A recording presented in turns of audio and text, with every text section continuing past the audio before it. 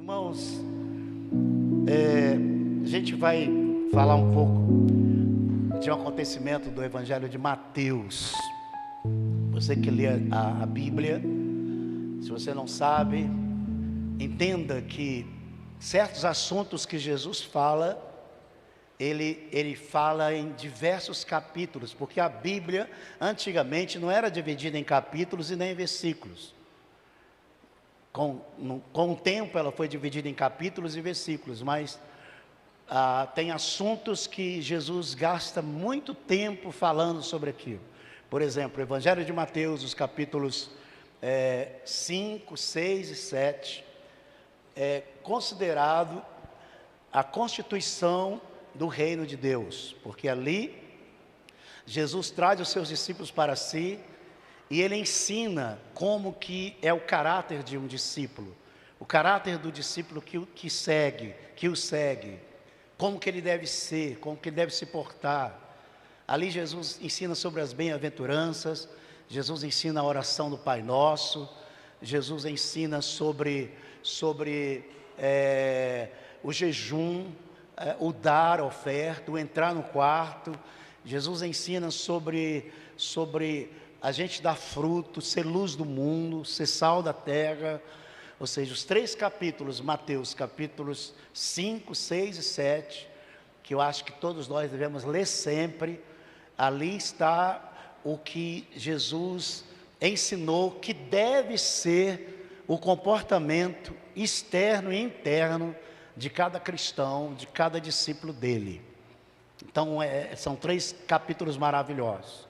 Mas também existem 3 outros capítulos em Mateus que Jesus ensina e fala sobre a vinda dele, como será o período, os tempos, o que vai acontecer, não é? O aumento da maldade, da iniquidade, a pregação do Evangelho em todas as nações. E esses 3 capítulos são o capítulo 21 do Evangelho de Mateus, capítulo 24 e 25.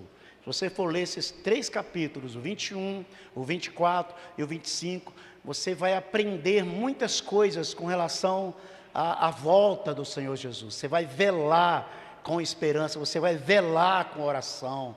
Seu coração não será sobrecarregado de tristeza pelas coisas desse mundo, pela injustiça, por tantas coisas ruins que acontecem, porque o seu coração tem esperança da vinda do Senhor, da vinda da manifestação real do reino de Deus, né? Porque ainda vai se manifestar esse reino, não é? Na vinda dele, esse reino vai se manifestar. Então, é muito importante a gente entender isso, sabe? Por exemplo, o capítulo 21, começa com Jesus subindo para Jerusalém. Ele está lá embaixo, no deserto, ele está na região da Galileia, e Jesus está subindo com seus discípulos e subindo com uma multidão, porque ele sempre, quando andava, tinha uma multidão que estava com ele.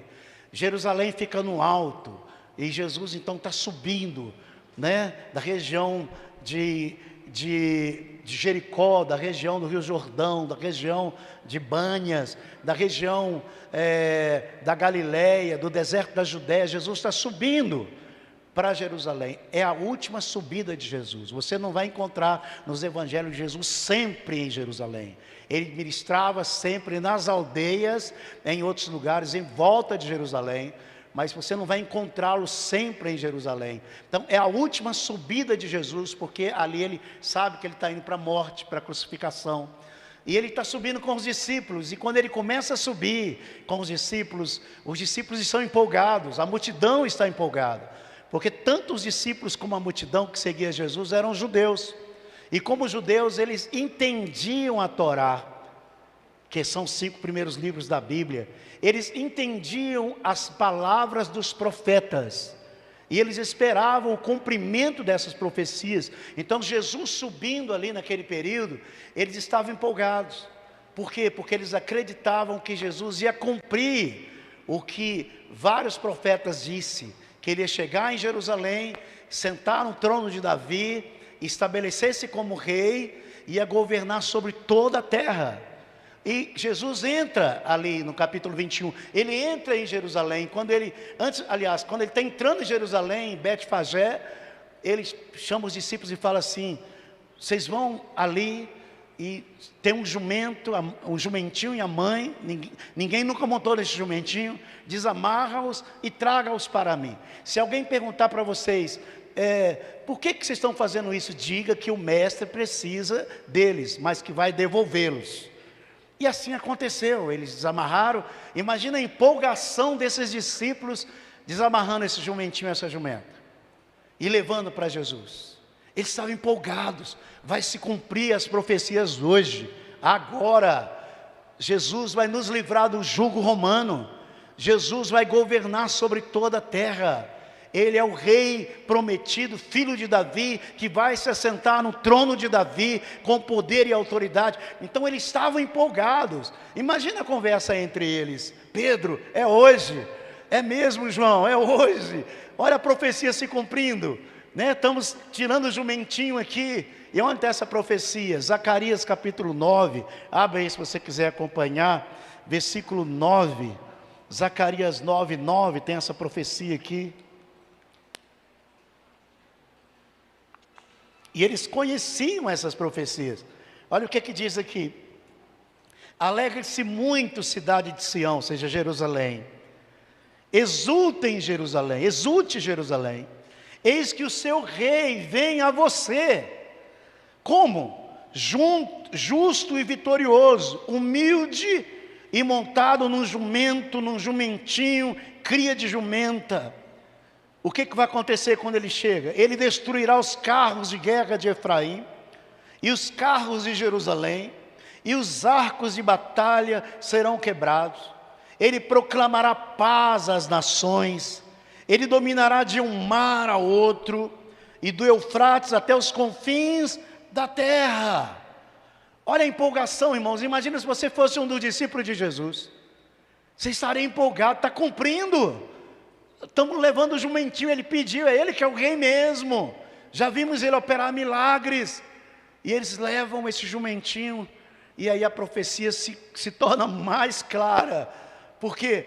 Porque Jesus monta no jumentinho, e ele entra em Jerusalém, e as pessoas colocando roupas no chão, folhas de palmeiras no chão, gritando: Hosana ao filho de Davi, ou seja, salvação através do filho de Davi. Deus vai salvar através do filho de Davi. Desde as crianças, aos jovens, aos anciãos, uma multidão seguindo Jesus, nos lados das ruas, na frente, gritando: Hosana ao filho de Davi. Ele vai salvar, o filho de Davi chegou, vai sentar no trono. Ele é o rei que nós esperávamos. Ele é o rei que foi profetizado por Jeremias, por Isaías, por Zacarias e por tantos outros profetas. Hoje é o dia que vai cumprir essa profecia. Oh, irmãos, quando eu comecei a pensar nisso, eu me coloquei no lugar daqueles discípulos, empolgado, sabe? Oh meu Deus, é hoje. Hoje o Senhor quebra o jugo, hoje o Senhor quebra o arco, hoje o Senhor quebra a espada do inimigo, hoje o Senhor vai levantar Israel como nação, como o Senhor prometeu. Todas as nações se prostrarão diante de ti. É hoje, é hoje, é hoje, é hoje. E Jesus entra, e para onde ele se dirige? Para o templo. O templo fica onde? Perto do Monte Sião. E ele está se dirigindo para lá, está se cumprindo a profecia.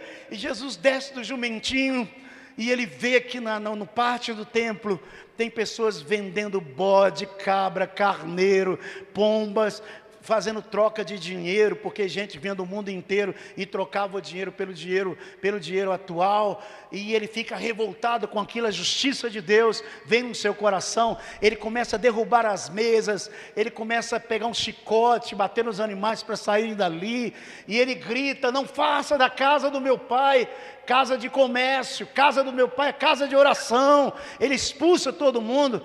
Oh, irmãos, imagina a empolgação dos discípulos. É agora, ele vai descer fogo do céu, é agora, ele vai destruir esses romanos tudo, é agora, ele vai entrar no templo, vai proclamar que ele é o rei, e ele vai fazer isso com sinais. Ele vai levantar a mão, fogo vai descer do céu, grandes coisas vão acontecer, e ele entra. Mas os discípulos estavam enganados. A profecia realmente é sobre Jesus. Tudo isso estava se cumprindo.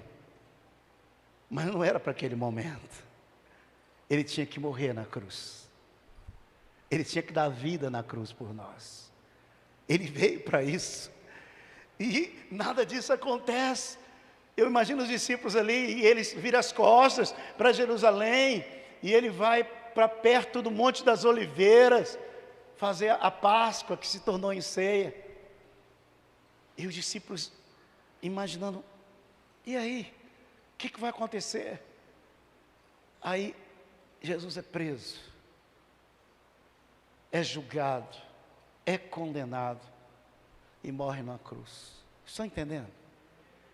A decepção que os discípulos e que o povo que acreditava nas profecias tiveram, porque eles esperavam o cumprimento profético daquelas profecias naquele momento, mas eles se enganaram. Vai em Mateus capítulo 24, vamos ver essa história mais de perto aqui. Mateus capítulo 24, quem está entendendo, diga amém. Não esqueça dessa palavra, eles foram enganados, amém? Pela percepção que eles tinham, eles foram enganados. Eles tinham a verdade, que eram as profecias, eles tinham a verdade, que de fato estava acontecendo aquelas coisas, mas eles não tinham a percepção exata do momento, do tempo, de quando isso ia acontecer, né? Então eles estavam o quê? Eles tinham a verdade, mas estavam enganados com relação ao cumprimento dessas profecias. Capítulo 24 de Mateus está dentro desse contexto que eu li, que eu contei para vocês. Diz o versículo 1 assim: Jesus saiu do templo, e enquanto caminhava, imagina, ele saiu nessa empolgação, o discípulo tudo por trás dele, empolgado, mas agora já estava frustrado, porque ele não proclamou que era rei. Ele saiu, enquanto caminhava, os seus discípulos aproximando-se dele, para lhe mostrar as construções do templo. Vocês estão vendo tudo isso? Perguntou Jesus. Eu lhes garanto que não ficará aqui pedra sobre pedra, serão todas derrubadas. Observe, irmãos, Jesus falou outra coisa. Esse templo vai ser destruído. Essa construção tão bonita que vocês estão admirando será destruída. A pedra que ele se refere aqui era blocos enormes de pedra, um sobre o outro, onde o templo foi construído, e será revirado. Imagina a cabeça dos discípulos, irmãos, porque até agora eles não entendiam o que Jesus ia fazer. Até agora eles não entendiam que Jesus veio como o Cordeiro de Deus que tira o pecado do mundo, veio para morrer numa cruz em nosso lugar, não é? Para ressuscitar no terceiro dia, para subir aos céus e governar sobre todas as coisas. Eles não entendiam até esse momento. Eles entendiam em um Jesus que era rei, revolucionário, e que ia reinar a partir daquele momento, fisicamente, espiritualmente. Eles não entendiam. Então eles escutam Jesus falar isso: está vendo tudo, essa coisa bela que vocês estão me mostrando aí? Vai ser destruído, não ficará pedra sobre pedra. E ele continua caminhando, porque ele está indo para onde? Ele está indo para a ceia, para a Páscoa. Ele está indo para o Getsemane, onde ele vai vai ter aquela luta de oração e será preso, né? Ele está indo para a prisão. E aqui, olha o versículo seguinte, o versículo 3. Tendo Jesus se assentado no Monte das Oliveiras, eu fico imaginando esse caminho. Quanto tempo entre o templo e o Monte das Oliveiras, dá mais ou menos assim de caminhada, saindo pelo Portão Dourado até o Getsemane, dá mais ou menos aí 4 horas de caminhada. Jesus caminhando com os seus discípulos, e eles assim conversando um com o outro. Pedro, vai lá, você que é o cara que sempre faz pergunta para ele, que aí, nada aconteceu, só aconteceu parte, mas e aí? Ele virou as costas, está indo fora, está indo embora de Jerusalém. Ah não, vai você, João, que é amigo dele, que deitou no peito, que chama ele de amigo, né? Aí no versículo 3, diz que tendo Jesus se assentado no Monte das Oliveiras, os discípulos dirigiram-se a ele em particular. Então havia uma multidão. Então os discípulos saíram da multidão e dirigiram-se a Jesus em particular e disseram: dize-nos quando acontecerão essas coisas e qual será o sinal da tua vinda e do fim dos tempos. Olha que pergunta. Quando acontecerão essas coisas e qual será o sinal do fim dos tempos e da tua vinda? Escuta, gente, Vamos aprender uma coisa. Quando eles perguntam isso aqui, eles não estão perguntando sobre a segunda vinda de Jesus, porque eles não compreendiam isso. Eles não sabiam disso.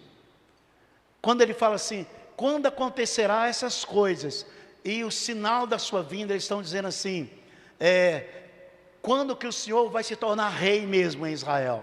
Rei mesmo em Jerusalém, como Zacarias diz. Quando?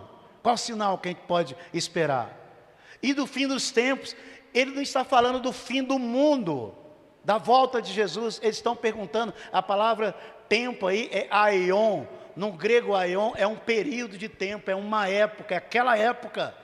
Eles estão perguntando, e o final dessa era? E o final dessa época, em que inimigos nos dominam, em que nós pagamos impostos para os inimigos, em que somos escravos, quando será? Eles estavam perguntando o fim do mundo. E Jesus então dá uma resposta, irmãos, que para mim e para nós deve ser a resposta mais importante de todas. Jesus não diz assim, olha, vocês vão ver terremotos em vários lugares. Jesus não disse, vocês vão ver guerra e rumores de guerra. Jesus não disse, as pessoas serão más e a iniquidade delas vão crescer tanto, a injustiça, que o amor de muitos vai esfriar. Jesus não disse, olha, esse evangelho será pregado em todas as nações como testemunho, depois virá o fim. Jesus não disse, olha, haverá fome, haverá peste, vulcões. Jesus não disse isso. O primeiro sinal que Jesus disse, no versículo seguinte aí, está com a tua Bíblia aberta? Ele diz assim, Jesus respondeu, cuidado, que ninguém os engane. Qual foi o primeiro sinal que Jesus deu para a igreja? Engano. Jesus não disse outras coisas, ele fala, acautelai-vos, tende cuidado para que você não seja enganado, porque esses dias o engano vai crescer, esses dias o engano vai aumentar. Então tomem cuidado para que vocês não sejam enganados. Irmãos, o engano tem crescido, vocês sabem disso, não é? O engano tem aumentado, vocês sabem disso.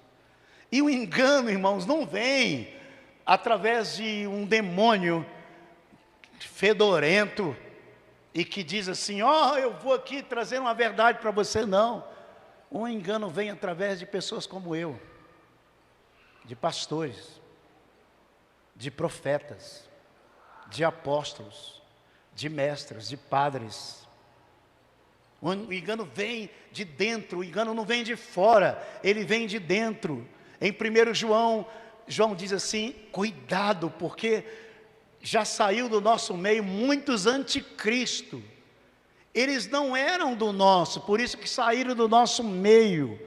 O que é anticristo, irmãos? É anticristo mesmo, aquele que se opõe a Cristo. E quando pensamos em anticristo, não pensa só em uma pessoa, pensa em anticristo como instituição, como uma pessoa. Pensa em anticristo como falsos profetas, pastores, mestres e apóstolos. Pense em anticristo como esse tipo de pessoa. É isso que Jesus está dizendo, tende cuidado, porque logo em seguida ele começa a falar assim, olha, quando se disserem para vocês, o ungido está lá na praça, não deis crédito, não vão atrás. O ungido está no interior de uma casa, não deis crédito, não vá atrás, está no Mateus 24. A palavra Cristo ali, não é Cristo, nesse sentido, alguém vai dizer, eu sou o Cristo.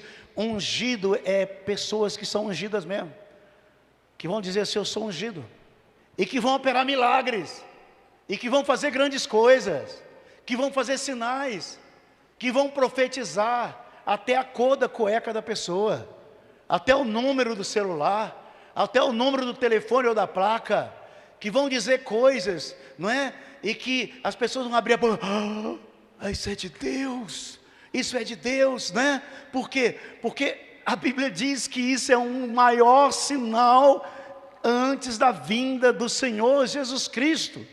Abre aí em 2 Tessalonicenses capítulo 2, por favor. 2 Tessalonicenses capítulo 2.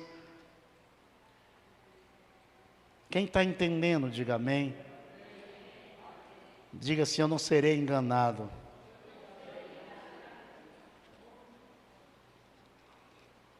Amém, gente?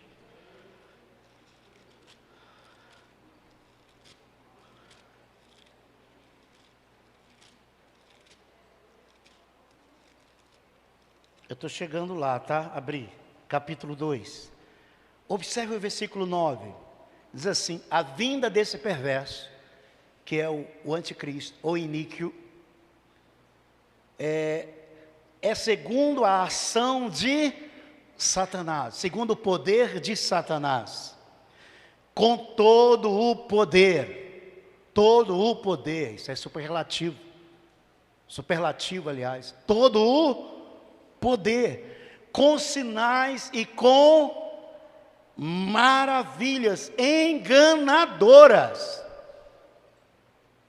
Ele está dizendo que o anticristo, seja instituição, sejam pessoas que se dizem ungidas, sejam pessoas na minha posição, não é? Eles operarão grandes sinais com poder e sinais de engano. Como que eles operarão e como eles alcançarão as pessoas? Olha o versículo 10. Ele fará uso de todas as formas de engano, da injustiça, para os que estão perecendo, porquanto rejeitaram amar a verdade que poderia salvá-los. O que o Senhor está dizendo? Existe uma porcentagem enorme de pessoas dentro da igreja que não amam a verdade.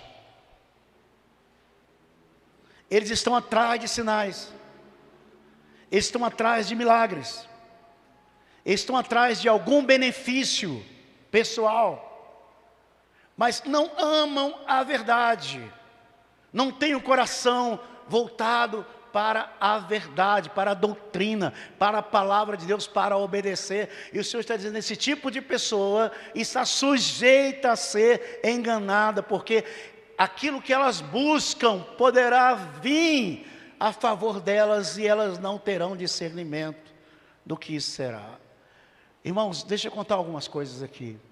Teve uma vez, pastoreando uma igreja, que houve um momento de unção, e a gente foi orando pelas pessoas e Deus trazendo revelação, e uma mulher levantou no meio do povo, como profetiza, e começou a profetizar e falar coisas lindas, em línguas, e chegou para uma outra pessoa, pôs a mão sobre ela, e profetizou, e a mulher começou: ela contou minha vida, que bênção, Deus, obrigado, e eu comecei a perceber, o Espírito Santo disse para mim: perceba, observe, e na hora o Espírito Santo trouxe para mim um dom que é chamado palavra de conhecimento, e o Espírito Santo disse claramente: não sou eu, não é o meu espírito, é o espírito de engano. E eu fui até ela, e ela estava colocando mão sobre as pessoas. Quando eu consegui chegar até ela, eu apontei o dedo e falei: eu te repreendo em nome de Jesus Cristo. Ela, caiu endemoniada. Vocês estão entendendo o que eu estou dizendo? Parecia, mas não é. Enganou aquela irmã que chorava e caía e dizia: que bênção, contou minha vida. Isso é de Deus. Não era de Deus. Lembra de um espírito imundo de adivinhação que estava numa jovem que dava lucro para os seus senhores em Atos dos Apóstolos, capítulo 16? E que essa mulher todos os dias, quando Paulo e Silas passava para ir orar no rio, ela acompanhava dizendo: esses homens são de Deus, ouça esses homens, porque eles são de Deus. E Paulo um dia, discernindo que aquilo não era de Deus, repreende, e ela fica endemoniada, o demônio sai. Por causa disso eles são presos. Lembra? Engano, é engano. Pessoas estão preparadas para serem enganadas, nesse tempo estão preparadas para que o desejo dos seus corações seja realizado, porque não amam a verdade. Irmãos, exemplo, pessoas estão nessa igreja, morando juntos há muito tempo, não casaram. Um pastor chega, ou alguém no discipulado vai chegar um dia, vai falar assim: olha, por que vocês não casaram? O que está acontecendo com vocês? Vocês precisam de ajuda, a igreja vai ajudar vocês no casamento, para vocês não ficarem com essa vida errada, vocês querem e tal. Aqueles que têm ouvidos para amar a verdade vão dizer sim, pastor. Mas aqueles que não têm, vão sair e vai falar assim: o que esse pastor tem a ver com a nossa vida? Eu vou procurar um lugar em que as pessoas não vão se meter com a minha vida, e eu vou viver como eu quero, segundo os desejos do meu coração. Eu estou usando um exemplo, mas existem centenas de outros exemplos. Porque as pessoas têm um grupo que não amam a verdade, que não querem ser discipulados, que não querem ser tratados, que não querem ser mudados em seu caráter. Então elas se cercam de pessoas que vai falar aquilo que elas querem ouvir, aquilo que elas desejam ouvir. Onde está isso? Abre aí 2 Timóteo, capítulo 4.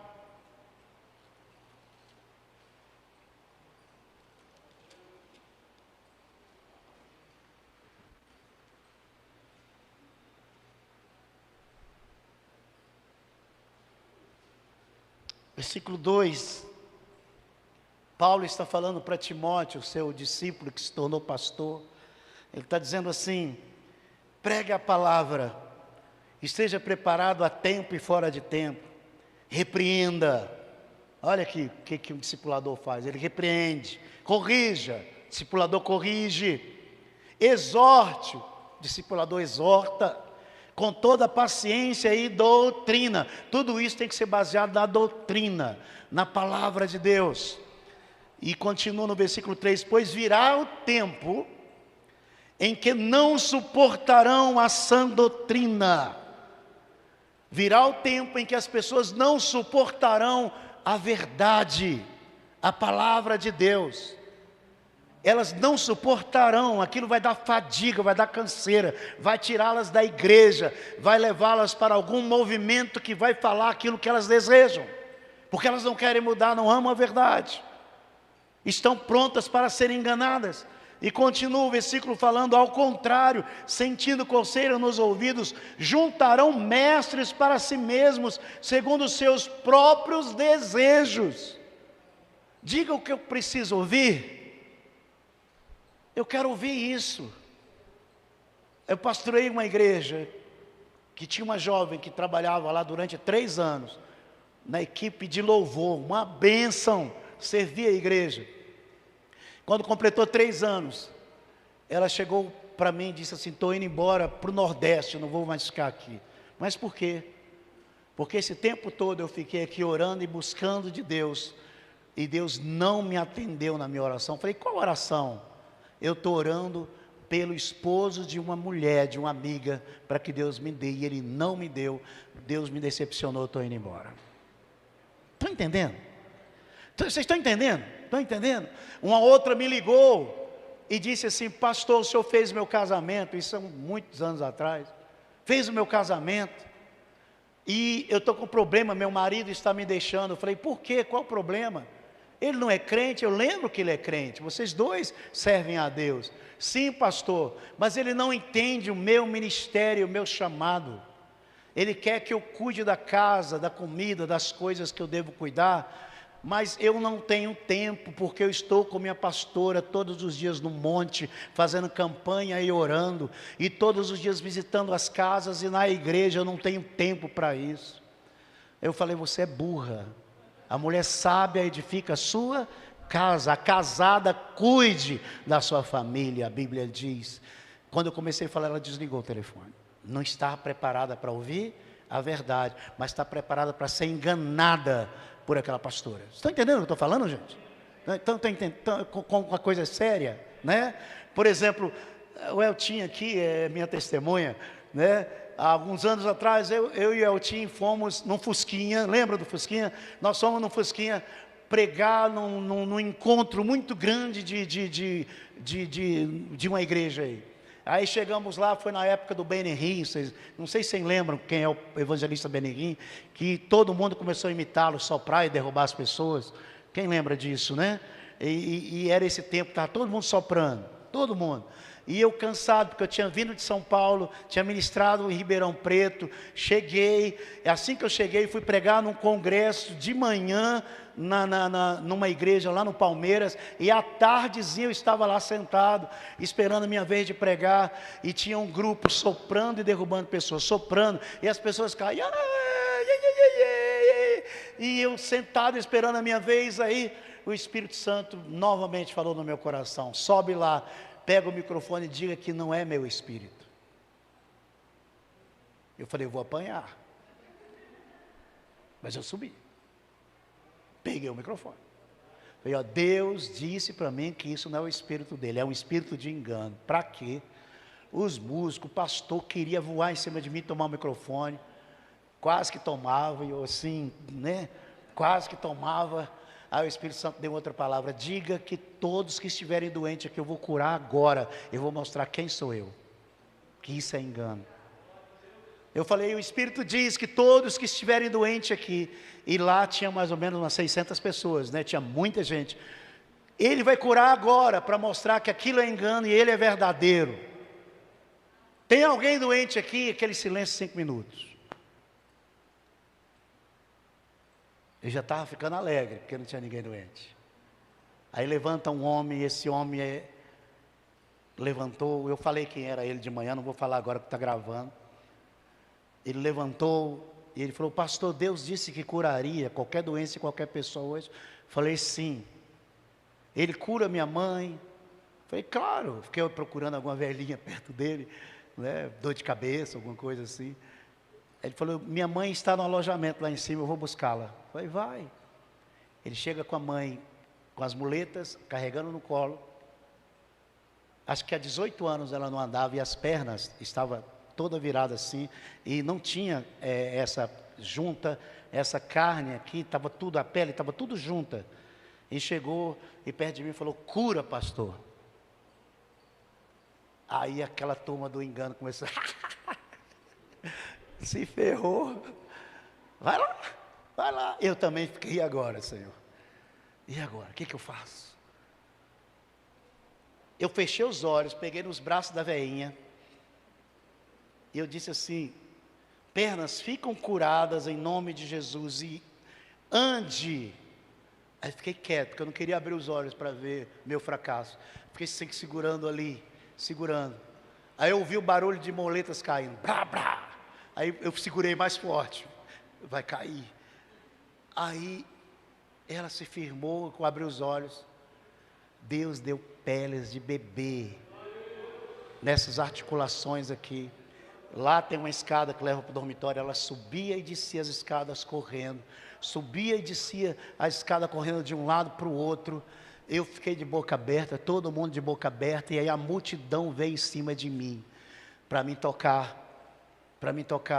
E lá tinha, eu fiquei sabendo depois que ele escreveu um livro dele, e ele era campeão de bike no Brasil, e ele estava com a esposa dele lá, a esposa dele tinha rubéola, e foi diagnosticado que a criança tinha problema na audição, ia nascer com problema a criança, e a esposa estava grávida lá. Depois eu fiquei sabendo no livro que ela me tocou e Deus restaurou totalmente a criança ficou, porque Deus disse que curaria todo mundo, não é? E foi curada sem eu saber, mas as pessoas começaram a vir, o que eu fiz?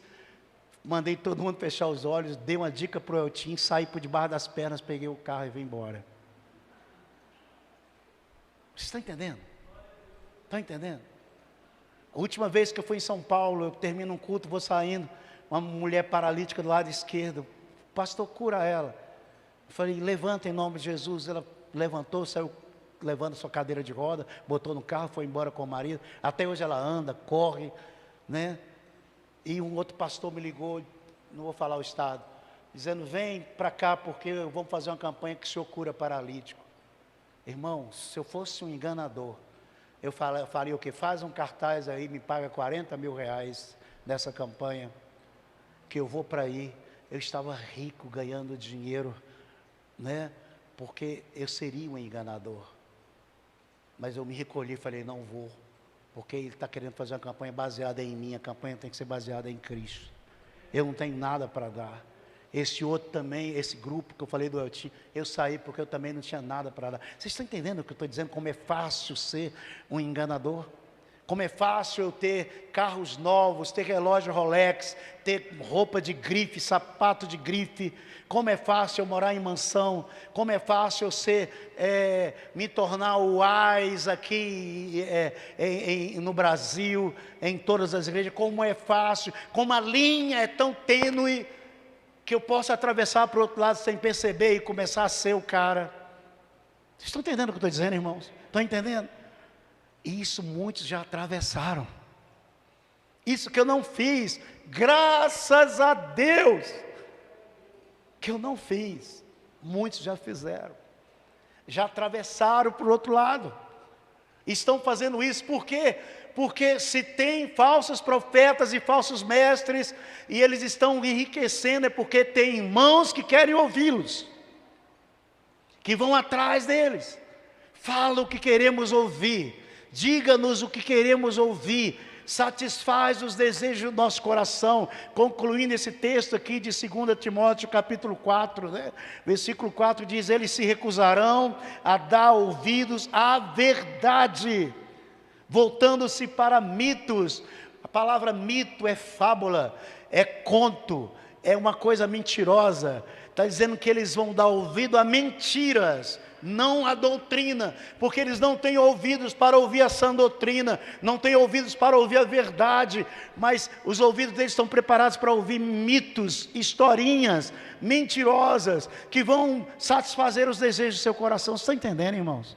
Estão entendendo? O Senhor diz que esse é o grande sinal desses últimos dias. Está acontecendo? Está acontecendo. Pessoas estão assim hoje, enganadas, porque não amam a verdade. Parece que João capítulo 14, eu não lembro, ou Jesus fala assim: aqueles que amam, os meus mandamentos e os guardam, eu também os amarei e me manifestarei a eles. Se você ama a verdade, se você ama a sã doutrina, se você ama a palavra de Deus, Jesus sempre vai se manifestar para você. Vou repetir: se você ama a verdade, se você ama a sã doutrina, você ama a palavra de Deus, Jesus sempre vai se manifestar para você, porque é uma promessa. É uma promessa. Aqueles que amam os meus mandamentos e os guardam, são aqueles que serão amados pelo meu Pai, e eu me manifestarei a eles. Por que eu estou trazendo essa palavra? Tem um mês que Deus me deu essa palavra, e eu já vim para pregar com ela, e não pregava, ficava rolando de um lado para o outro, porque eu não sei. Deus falou para pregar hoje de manhã e à noite, e eu estou pregando essa palavra, mas Deus conhece o seu coração, Deus conhece as pessoas que estão aqui. Então eu quero concluir dizendo o seguinte: não siga sinais, não siga milagres, não deixe qualquer pessoa colocar as mãos sobre a tua cabeça, orar sobre você. Em Malaquias, no capítulo 1, diz que até as bênçãos dessas pessoas Deus tornará em maldição, tornará em excremento, ou seja, essas pessoas vão estar liberando bênção, mas pela vida delas, por não amarem a verdade, por estarem debaixo de um engano. E eu vou dizer mais: muitos que estão debaixo do engano não sabem que estão sendo enganados. Muitos não sabem, e acham que estão certos. Se vocês souberem quantas propostas que essa igreja teve, a Ana sabe, desses enganadores que querem vir para tirar o dinheiro da igreja, a gente sempre fala não, não. Outra coisa, pastores que não têm ovelha, que não têm rebanho, que estão desligados de uma igreja local, que andam de um lado para o outro como conferencista, mas não tem a quem prestar conta, não tem um pastor a quem prestar conta, mesmo que eles não tenham ovelha, não tem um rebanho que ele ande junto. Cuidado. O cara pode ter dente de ouro, o cara pode fazer descer fogo do céu, o cara pode fazer milagres e revelar até a cor dos seus olhos, a cor dos olhos do seu pai. Cuidado, tenha cuidado, não deixe essas pessoas te enrolar, te falar, Tem pessoas que estavam aqui de manhã, que fazia parte de um grupo assim, e esse grupo começou a explorar, até o dia em que descobriu que essa pessoa tirava macumba, feitiço da casa das pessoas, e descobriu que ele plantou na casa da irmã, e depois ele foi lá e falou que tinha uma coisa com o nome da irmã, e a letra era dele, ele foi lá e tirou aquilo, e a irmã... osso de cemitério, sangue de cemitério, desfaz aí, pastor, o que eu tenho que fazer? Vou comprar algumas coisas, dar uma oferta, eu vou desfazer isso aqui, seu casamento vai ficar numa boa, irmãos. Casamento é doutrina, é Bíblia. Marido, amai as vossas esposas como Cristo ama a igreja. Mulheres, submetem aos seus maridos. Filhos, obedecem aos seus pais, porque isso tem promessa. É Bíblia. Patrão, trata com dignidade os seus empregados. Empregados, trabalhem para os seus patrões como se estivesse trabalhando para o Senhor. É Bíblia. Tem que amar a verdade, tem que amar a doutrina do Senhor. É diferente. Não é que alguém vai desamarrar uma coisa e vai te livrar, seu casamento vai ficar bem, não. Isso não é Bíblia, isso é engano. É engano. O que vai mudar a nossa vida é tomar posição. Como o Dimas pregou aqui 2 cultos, tome posição. Meu casamento vai mudar, minha vida vai mudar. Tudo vai mudar em mim. Minha casa vai mudar, eu vou seguir essa doutrina, eu vou amar a palavra de Deus, eu vou obedecer. E eu quero dizer que obedecer não é difícil, porque o Espírito Santo está em nós. Ele nos leva a essa vida de obediência, Ele nos leva a amar Jesus, Ele nos leva a amar a verdade. Então não siga atrás dessas pessoas. Não importa, a igreja é grande, o cara está rebanhando um monte de gente, o cara tem um Maserati na porta da igreja, o cara é isso e aquilo, não importa. O cara faz descer fogo do céu, não importa. Siga Jesus, Ele nunca te decepcionará, Ele sempre se manifestará a você. Ele vai te prosperar, Ele vai te curar, Ele vai te abençoar, Ele vai te dar paz, Ele vai te dar livramento. E olha, quando Jesus faz, Ele não faz assim não. Ele faz na caminhada. Olha a sua caminhada com Jesus até agora, como Ele te mudou. Como você conquistou coisas. Como você está em um nível maior. Porque não foi de um dia para o outro não. É na caminhada. Amém? É demônio, é feitiçaria. Irmãos, eu quero dizer para você, irmão, que a palavra de Deus diz, aquele que é nascido de Deus não peca, e o maligno não lhe toca. Satanás foi vencido por Jesus na cruz. Nós temos vitória, a graça nos deu vitória sobre feitiçaria, bruxaria, inveja. Vem fazer a campanha do olho gordo. Que olho gordo? Olho gordo, olho magro não pega. Balaão foi chamado para amaldiçoar Israel, construiu 7 altares e um baú de dinheiro do rei Balaque de Moabe, pronto para ele. Nos 7 altares, 7 vezes ele abençoou Israel. Uma vez o rei falou assim: como que é esse cara? Eu estou te pagando para amaldiçoar, você abençoa. Ele levanta a voz e diz assim: como eu posso amaldiçoar um povo a quem Deus abençoou? Sobre tua vida, ó Israel, não vale encantamento, porque sobre a tua vida está a bênção do Senhor. Isso é graça, é obra consumada na cruz. Não corre atrás de pessoas, não corre atrás de sinais, corre atrás da palavra de Jesus, de amar a verdade, de seguir a verdade.